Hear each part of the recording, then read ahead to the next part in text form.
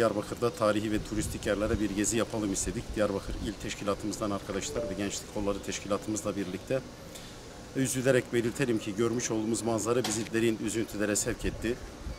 Bir dönem sadece Müslümanlara değil, bütün insanlara kültür ve medeniyet alanında beşiklik etmiş, örneklik teşkil etmiş, kültür ve medeniyet noktasında zirveye ulaşmış eserlerin tahrip edildiğini görmek bizi son derece üzmüştür.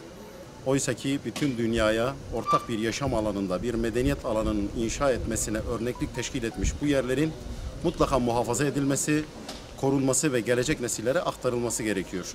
Gördüğümüz kadarıyla böyle bir çalışmanın yapılıyor olması az da olsa bizleri sevindirmiştir. Bu toprakların bir çocuğu olarak tarihe uygun bir yaşam alanının tekrar tesis edilmesi Hüdapar olarak bizim talebimizdir. İnşallah bu doğrultuda adımlar atılır ve tekrar barış, kardeşlik, ortak yaşam alanlarında hep beraber huzur ve kardeşlik içerisinde yaşarız.